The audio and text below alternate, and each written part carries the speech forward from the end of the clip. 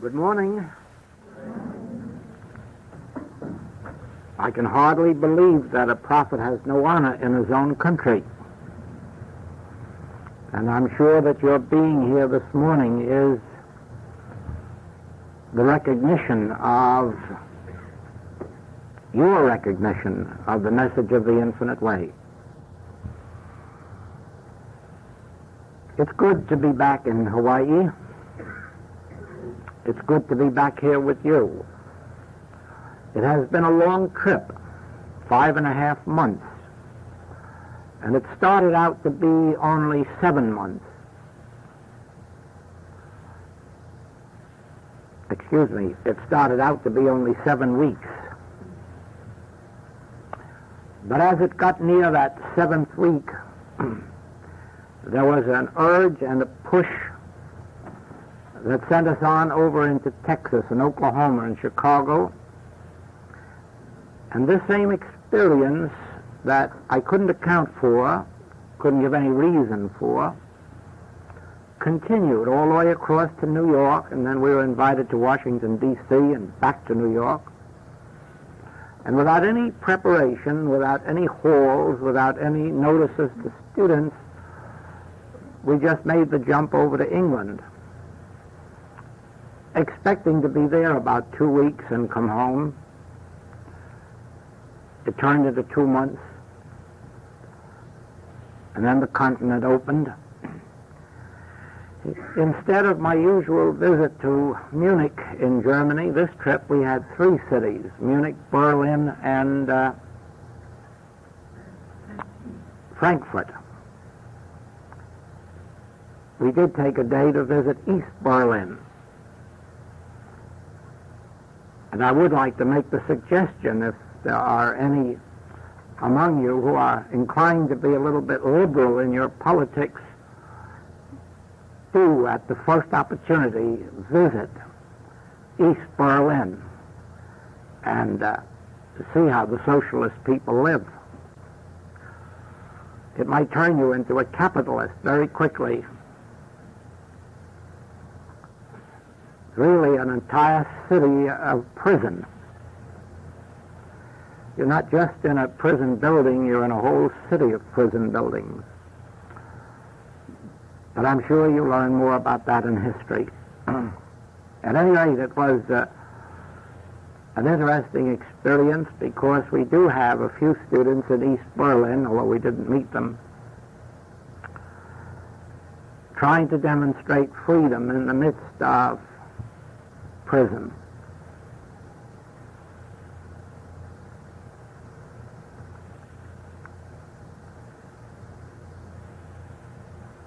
The fact that the infinite way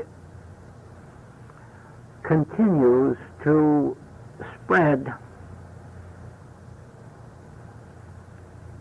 of itself might not have significance,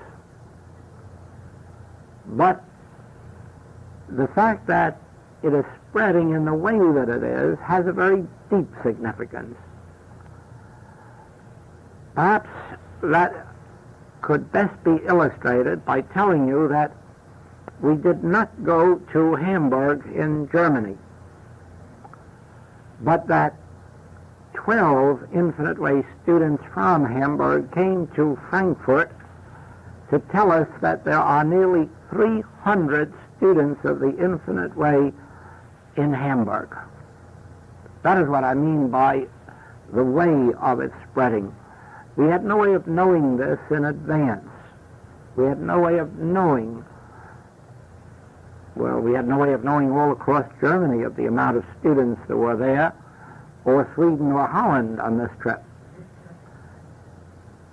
The unfoldment seems to be coming from within, and in no spectacular way, but in a way certainly that shows that inside of consciousness there is a stirring and a reaching out, and that this stirring that is going on will never be satisfied until every individual who feels this urge reaches that center within themselves.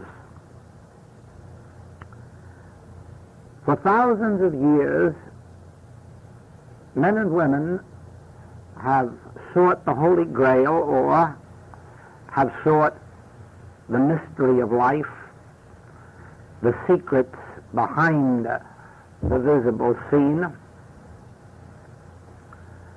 But more particularly, they have sought this for their own sakes, in order to find an inner peace, an inner rest, to satisfy something within us that is not satisfied. I think that is true of every real seeker, that their first thought is really to come to a place within themselves where they can be at peace, where they can find rest and a solution for their individual problems. Each, of course, finds that particular path which is best for them. There is no one path yet discovered that can meet the needs of everyone on earth. Each one has something within themselves that will respond to a spiritual message, but not always to the same spiritual message. And it is for this reason that in our search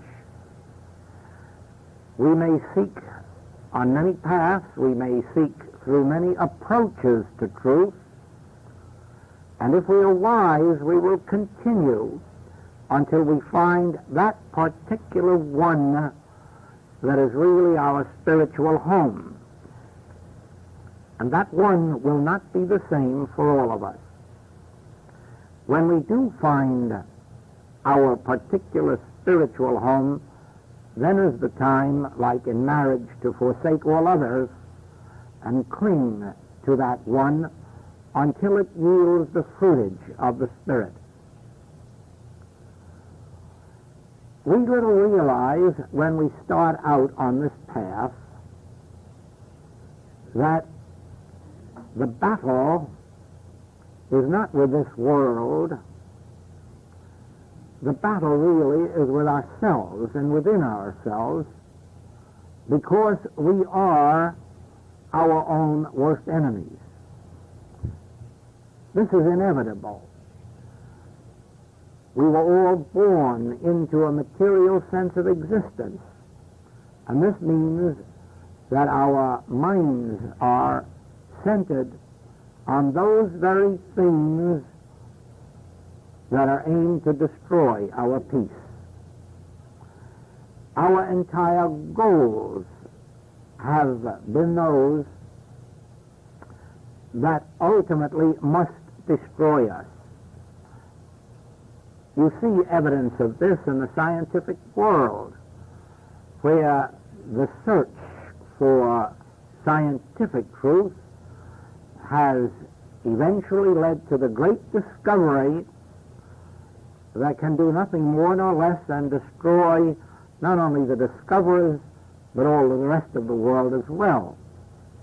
You find this in the economic world, where the search for economic security, and that is the only reason that anyone is ever interested in economics, is for the purpose of security, and the very search has led to forms of economy which eventually must destroy all of those who engage in it. We ourselves are trained from birth to look out into this material world and seek its mysteries, even when we realize from a study of history that we are seeking to open another Pandora's box. It is only when the urge comes to seek in the spiritual realm, to seek within ourselves, that we do realize that the enemy that has to be overcome is ourselves. that when the Master says, I have overcome the world, he did not mean that he had overcome Caesar, for he hadn't, nor had he overcome the Hebrew temple and its wickedness, for he hadn't. As a matter of fact, there is no sign that the Master ever overcame anything in this world, or any condition in this world, or any evil in this world. All that he overcame was himself.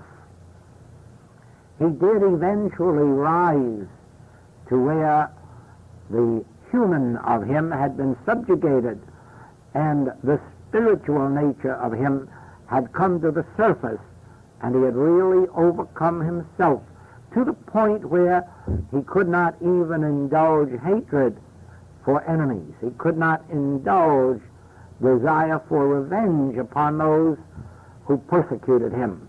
He had overcome all of this within himself. He had not overcome enemies. He had not even overcome enmity. He had overcome these things within himself, and above all things, he had overcome reaction to the events of the world, so that, as Paul later phrased it, none of these things move me. None of these things move me. I live, yet not I. There is a spirit that dwells in me, and it is the bread of life to me, and the wine and the water, and I live by the grace of this presence. In our experience, we discover, I would call it a mystery. We discover that one of our greatest battles in life is with God. We are always fighting God, every one of us. We do not recognize it in that way until we begin to really turn within ourselves in introspection and meditation and perceive that, in a manner of speaking, we're kind of mad at God. God, why is this happening to me? God, why is there no solution to my problem? God, how can you be permitting this dictatorship, this threat to world peace, and be doing nothing about it? Father, how can you continue permitting children to be born in sin and sickness and lack? And you'll find how much of your life is spent in mentally fighting God on these points, resenting God, resenting the fact that God seemingly permits the evils of this world. Watch how many times the thought comes into your own mind as to why is this happening to me, and then sort of looking out of one eye at God to see why God isn't doing something about it at the moment, or what can we do to get God to do something to it? How shall we interest God in my problems? I realize that this is all a part of human nature. The reason it is a part of human nature is an age-old belief or teaching to the effect that God can do something about the human scene. Since we have been taught that God can do something about it, of course the question has to arise, why isn't God doing something about it? It takes a long, long time to realize that you cannot bring God to this world that you have to overcome this world and lift yourself to God's world in order to find the harmony, the peace that we are seeking. Do you realize to what extent we are trying to mold God to our will? Do you realize to what extent we are hoping that God will fulfill our desires?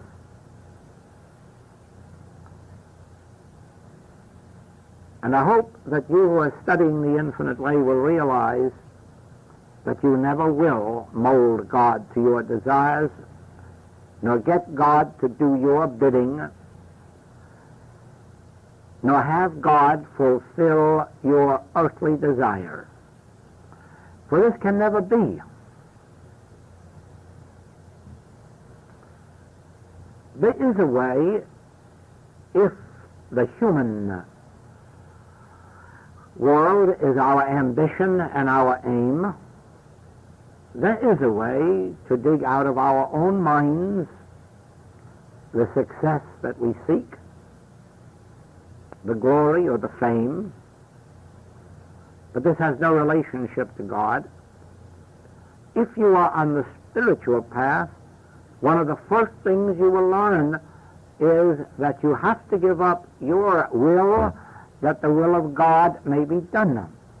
That you have to give up your particular way in order that the spiritual way may be revealed. You learn very quickly on this path that success only comes in proportion to our ability to surrender, to yield ourselves, to yield our desires. We, of course, in our wisdom, know what we need, know what we would like to achieve, know what hopes we have of human accomplishment. But remember that none of this is a part of the divine plan, and that it is only as we learn to surrender, as we learn to yield, that we can come into a place in consciousness where we are listening. Speak, Lord, thy servant heareth, and really begin to ask for guidance, for spiritual guidance, for spiritual support, for spiritual unfoldment, for spiritual demonstration. God is spirit, and the universe of God is spiritual.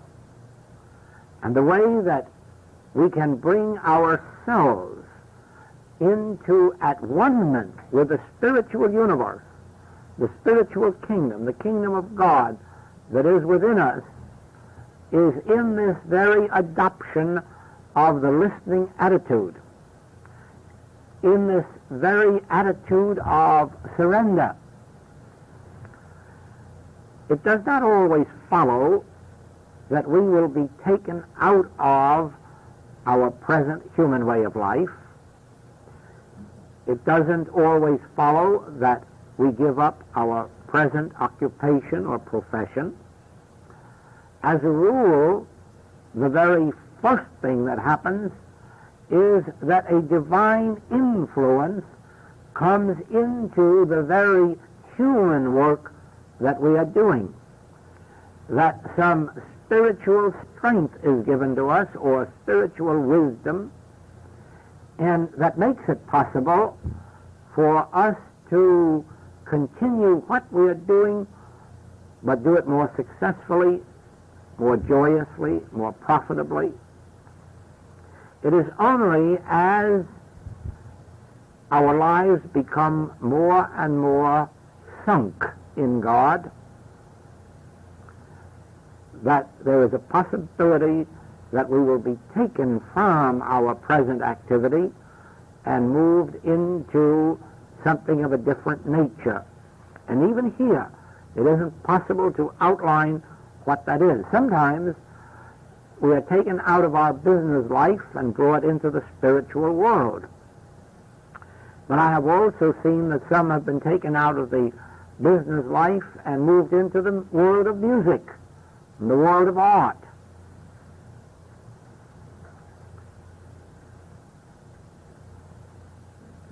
There is nothing wrong about life that we are living. The only wrong is in the fact that it is not spiritually guided or governed or supported. And here is where the first battle takes place. Let each one of you, sometime today or tonight, review within yourself whether or not you haven't had some resentments and antagonisms toward God, whether you haven't had questionings and doubtings toward God, whether you have really come into agreement with the Spirit itself. And for the most part, you'll find you have not come far enough into agreement so that there can be a full and complete surrender to the will of God. There still remains within us this something. It's mental. It's a resistance because the way of our world is not being supported by God. The will that we have for what we are doing in this world is not being supported by God, or perhaps the health that we have is not being supported by God.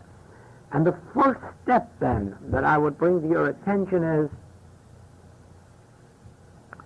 loose this resentment or loose this doubt of God, loose this resistance to God through realizing that the only reason it exists is that you have outlined within yourself what you want God to do or how God is to respond within you. Of course, you know, you have heard it in classes, you have read it in the writings, that there is only one way to God, and that one way is prayer. There are many approaches to the subject of prayer. There are many spiritual approaches to the kingdom of God, but there is only one way in which everyone has to agree. Whether you approach God through an orthodox religion, a metaphysical, a spiritual, an occidental, or an oriental, you still have to approach God through prayer. Prayer is the only way. And so what each one of us must determine is, what is prayer? What is the prayer of a righteous man? What is efficacious prayer? What is the nature of prayer that brings a response from God? And the very first step is this one of surrendering our resistance to God. How shall we do this when it is so very evident that God is not responding to us?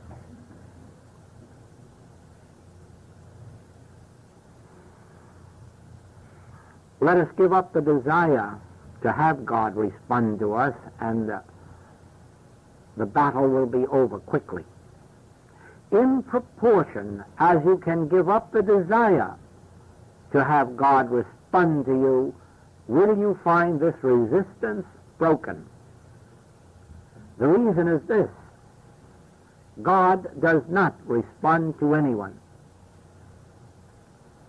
God does not yield to anyone. God is not molded to anyone's desire or wish. And therefore, the very effort to get God to conform, to get God to do something for us, is the major barrier that separates us from God. When we can let go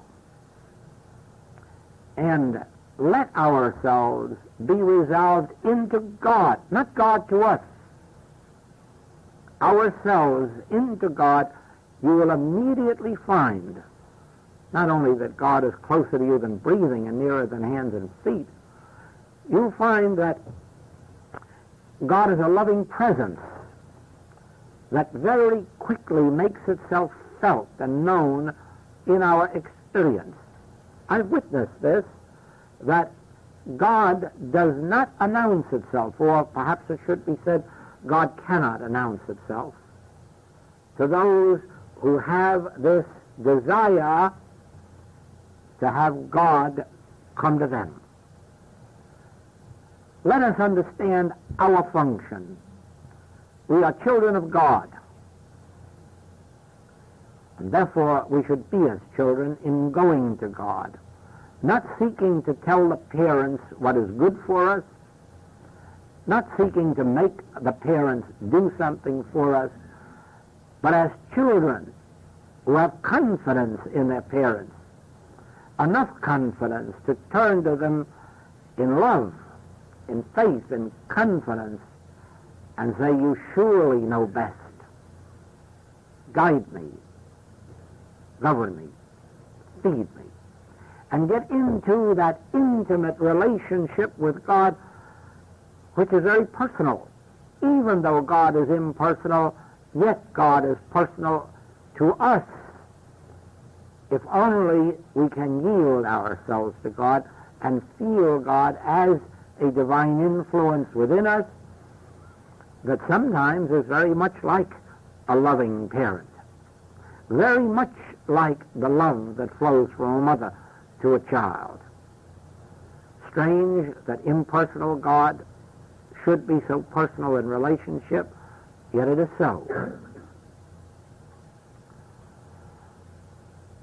To the human mind, God may seem to be abstract. God isn't abstract. Probably one of the best synonyms for God is self. Self with a capital S. Because that is really one of the great natures of God, a divine self, our divine self, my divine self, your divine self, that of you, which is greater than your present attainment, but equal to your dream of yourself. We, in the intimacy of this group, can acknowledge, confess, if you would like the word, that we have dreams, and that we have a dream of ourself. In other words, I know my inner self, and I know the depth of it, the breadth of it. I know its integrity. I know the depth of the love, the capacity for love that it has. I know the capacity for joy, for truth. The sad part is that humanly I have not been able to live up to my vision of myself, and nor have you. You have this vision. You know who you are and what you are. You know that there is a part of you that is divine. You know that there is a part of you that is infinite and immortal and eternal. You know more than this. You know that you have an infinite capacity for good. And part of the warfare is because humanly you cannot live up to the measure of what you know yourself to be. But we all have that in common. We all have that in common. We all know how far short we fall of our divine self. But remember that the reason we fall short is the divine self is God. And we haven't yet attained that state where we are so consciously one with God that we can say, as the Master often did, Thou seest me, thou seest the Father that sent me, for I and the Father are one. I am the way, the truth, and the life. I am the bread, the meat, the wine, and the water. I am this. He spoke of that when he ascended to that realm where Jesus and Christ had become one. Sometimes in our meditations, sometimes when we are engaged in treatment work for others, we also attain something close to that actual experience of oneness, divine oneness, in which the human self has disappeared and all that is left is the divine self, that which is God. These periods are brief and do not come as often as we would like them. But the very fact that you know that your self is spiritual, that you know that your self is divine, the very fact that you know that you are infinite pure being is that which will enable you to give up this warfare with God, this battle with God, and release yourself and relax yourself into that divine self which you are, that divine self which constitutes your being, and then you can trust it.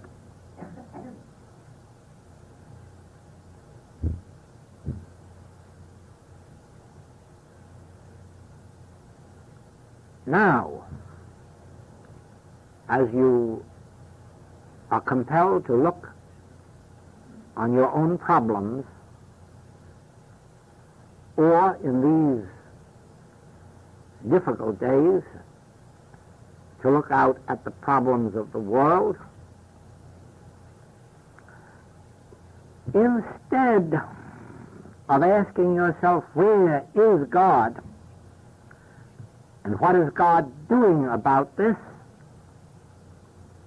instead of doubting that there is a God, or that peace and harmony could be restored, surrender yourself to the self of you and rest in it for its answer. Have you noticed this? Those of you who have ever asked anyone for metaphysical or spiritual help, have you ever noticed that you may have 100 friends and relatives who could not give you this help, yet here and there out in the world there is an individual. And if you have a cold or if you have a problem of any nature, some measure of harmony, and sometimes miraculous measures of harmony, are restored to you.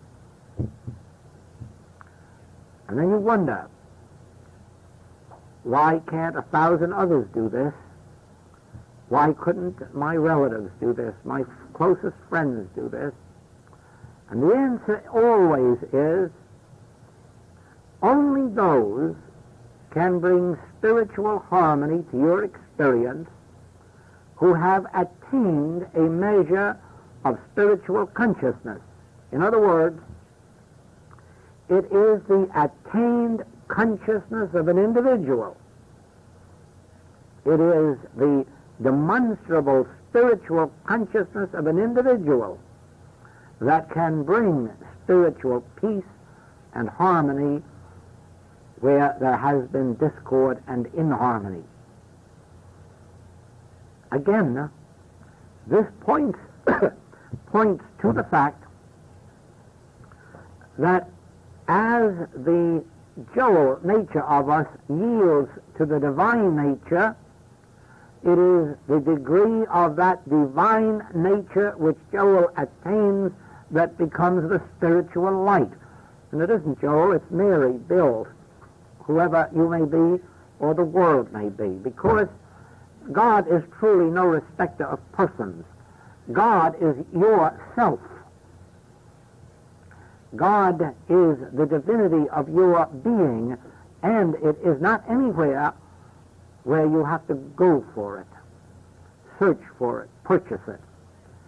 It is within yourself, awaiting your recognition and the attainment of the realization of its presence. Now, when you know this, you know also that this divine self, which was the self of Jesus, of John, of Moses, of Buddha, this divine self is the divine self of you which you are recognizing when, in those moments, you do recognize that there is a part of you which is spiritual and perfect. There is a part of you which is divine. There is a part of you that is infinite in goodness. It makes no difference what you may humanly be doing today or yesterday or tomorrow. There is still that recognition that there is this divinity of you, this perfect you, this immortal and eternal you, this you that could say to the rocks, pour forth water, and it would be so. It could say to the storm, peace, be still, and it would be so. The more you contemplate this perfect self of you, this real self of you, this divinity of you, the closer you bring yourself into at one-ment with it. The more you bring yourself into intimate relationship with it, until you come, in a measure of course, to the place where the Master said, I can of my own self do nothing, but the Father within me doeth the works. Or Paul could say, I live, yet not I. Christ liveth my life. In other words, you come to that place of renunciation, of surrender, where you know right well now that that which is the external, the human of you, is becoming less and less and less, and that which is the divinity of you is becoming more and more and more. Only because there are moments in which you recognize how really great you are, only because there are moments in which you recognize how really sweet and real and true and perfect you are, only because of that can you have any hope at all for release from the problems of this world, because it is that part of you which can give you your freedom. It is that part of you which becomes the presence that goes before you to make the crooked places straight. It is that part of you which others recognize as your real nature. As it comes into the ascendancy, when you meet with the people of this world, they do not see your human nature to the extent that they formerly did. They become more and more aware of this divine nature that is within you. Now, you come to what are the most important steps on your entire spiritual path. You will learn now why you have been battling with God. You will learn that although you have stated over and over and over that the kingdom of God is within you, that you've really been fighting with the concept of a God up in the sky. You didn't know that that much orthodoxy was left in you.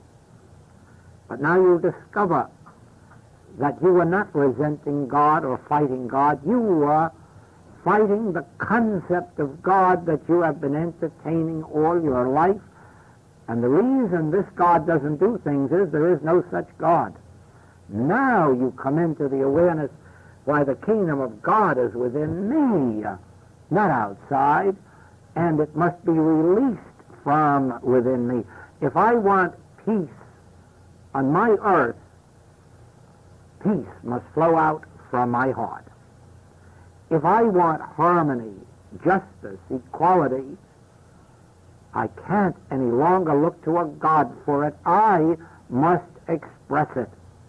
Know you, O Lord, that the whole secret of your discords and inharmonies has been the false concept of God that you have been entertaining, even while believing that you had made the transition to a metaphysical or spiritual basis of life. You still were expecting something of God that the world is expecting. A great deal of the world is in church today praying to that non-existent God for intercession in something that can't happen. It just cannot be. If there is to be peace on earth, it must flow out from us. And how? First of all, we are going to recognize that whatever peace is to be on earth must flow out from within us to the earth. Next, we must know that that peace can only flow in proportion to our recognition of the nature of God. Do you believe that God is a great power that can do something to other powers? Then you're praying amiss. You cannot help bring peace on earth. You will only bring peace on earth in proportion as you can look upon the evils of this world and say, thank you, Father, this is a mirage. This is not power. Whether that evil appears as a man, an ideology, a disease, a sin, still you in your inner self, when communing with yourself, must realize, just think, the kingdom of all power is within me, and it is all good. There is no power of evil in the divinity within me, nor within any individual on the face of the globe, for God is infinite and God is love. The evil that we have been fighting and that we have been desiring God to remove is non-existent. The evil exists only as a worldly concept in our thoughts. Once you begin to perceive the nature of God within you, you will soon see that there is no evil in you, and you will soon see that the evil beliefs that have governed you or controlled you are not power. They disappear just as darkness disappears when light is introduced. You know, we have had this brought to our attention before, that there is no such thing as darkness. There is no entity called darkness. When light comes, it doesn't move darkness out of the room, because there was no darkness in the room. There is no such thing as an entity called darkness, something that could be seen, heard, tasted, touched, or smelled, or analyzed under the glass. There is no such thing. There is no such thing as darkness. And you see that Scripture was able to reveal this many, many centuries ago, when it gave us this, that to God, light and darkness are the same. Think of this. To God, light and darkness are the same. There are no pairs of opposites. Jesus must have perceived this when he said to the woman taken in adultery, neither do I condemn thee, and to the thief on the cross, I will take you with me into paradise this night. Why? To God, sin and purity are the same thing. They are illusions. There is no one good. No one. Why callest thou me good? There is no me good. Then why callest thou me evil? There is no evil. That which we have considered to be good and that which we have considered to be evil are both alike to God. They're non-existent. That is why they can be metaphysically and spiritually healed, because they have no reality. They do not require probing. They do not require medication. They do not require surgery, because they exist only as images of thought. They exist only as a part of the illusion that has come upon us since we accepted the power of good and of evil. In the Garden of Eden there was no good and there was no evil, but the acceptance of good and evil destroyed the Garden of Eden. It removes us, too, from our harmony. But you can only learn in your meditation, you can only learn in your communion with God that evil is not real. And then watch it evaporate, dissolve, disappear from your experience, and after a while there will not even be the memory of it. You see,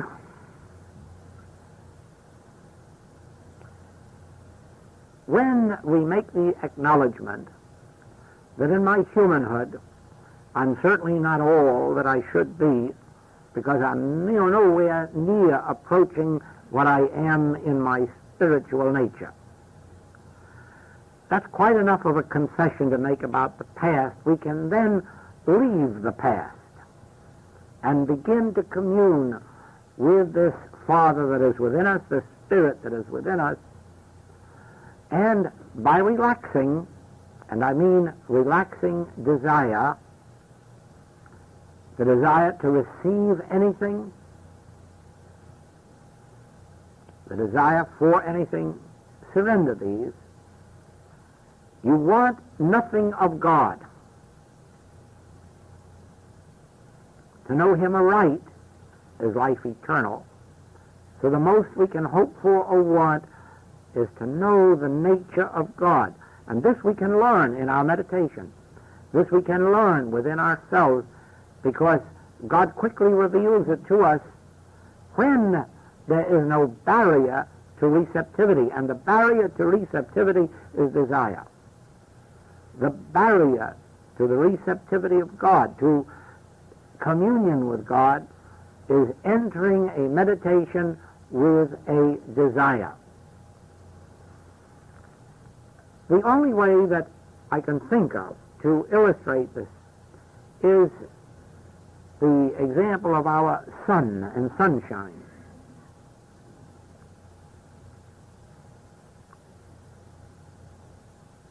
We may go out into the sunshine to enjoy its warmth and its light,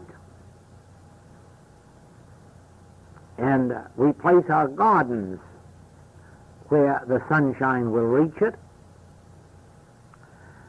but we do not pray to the sun to come to our garden, and we do not pray to the sun to raise our crops.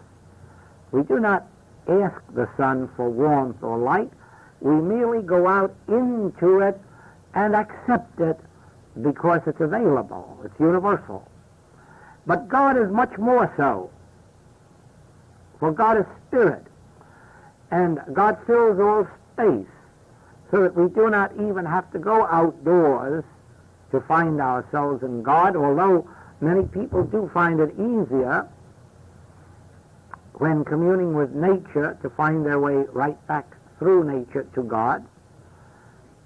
But God is equally everywhere present, and the moment we can surrender that desire to receive of God, the moment we can surrender the wish to have God do something, you will find that you will relax into God and very shortly receive God's grace, whether in the form of messages or whether in the form of guidance or in the form of greater harmony in our affairs, but it comes.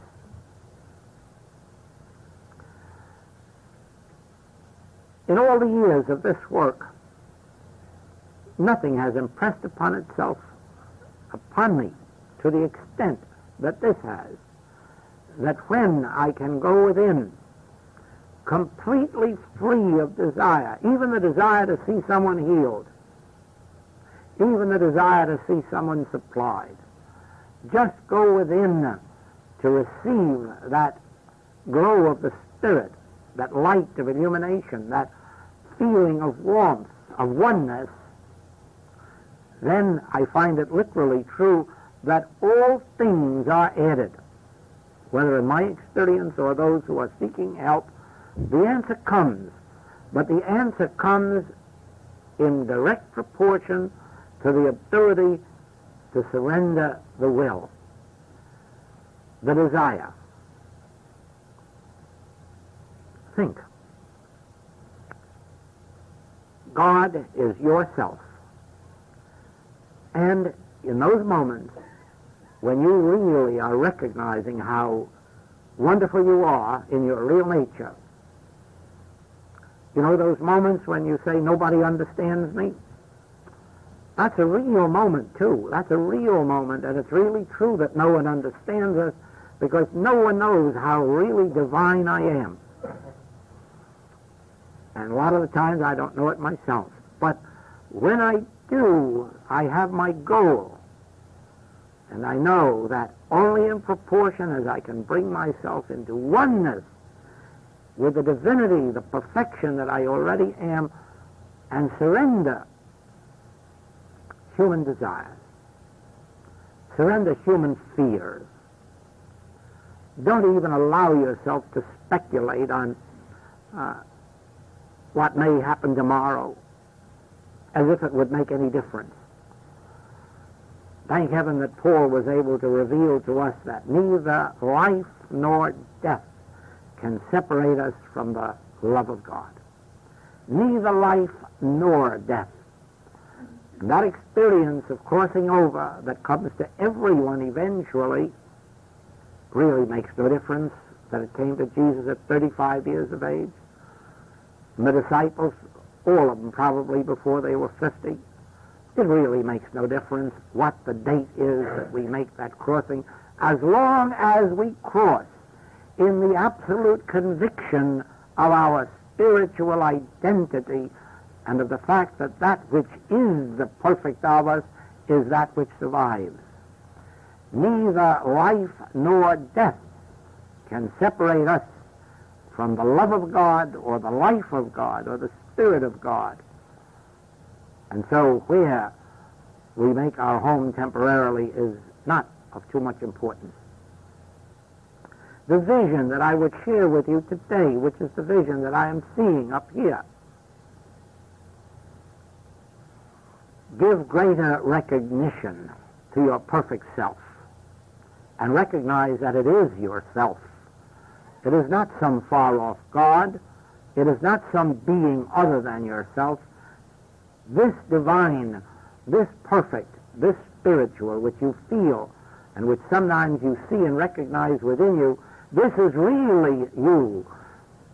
And what you see in the mirror is only a human mind's distortion of that.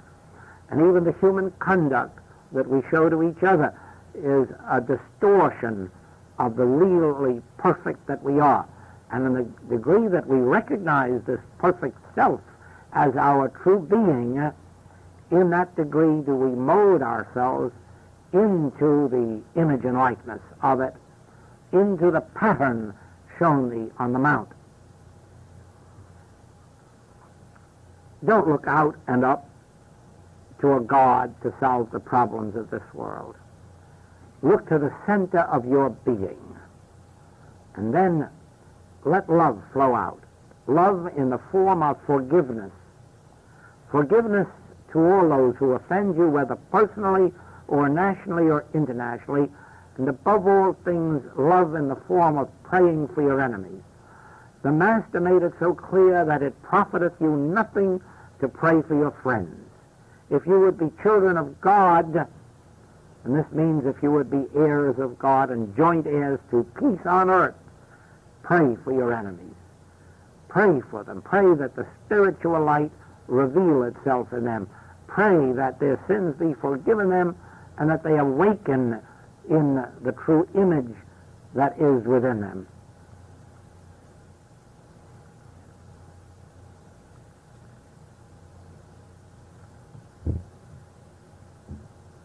In teaching prayer, we were shown that if you go to the altar to pray, and there remember that any man has aught against thee, to get up, go first and make peace with your brother, and then return to the altar. This is really a pattern for prayer.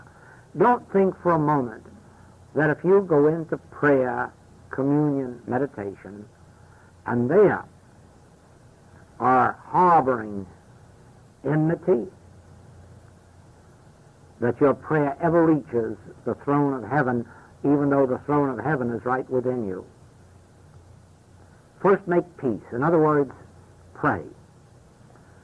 Pray for your enemy, forgive your enemy, get at peace with everyone in this world, and you will find yourself at peace with God. Then the Spirit of God can flow out through you to this world.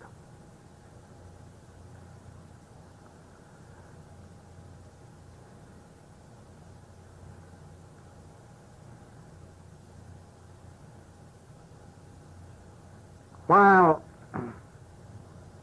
we are at home, I would like to continue these Sunday mornings with you for as long as you would like to have them. When you want to rest, just indicate it, and I'll take the hint. Otherwise, we are going to be here each Sunday morning, with the exception of September 10th, when we will go to Maui. But otherwise, we'll be here for your joy and mine Sunday mornings. Thank you. Thank you.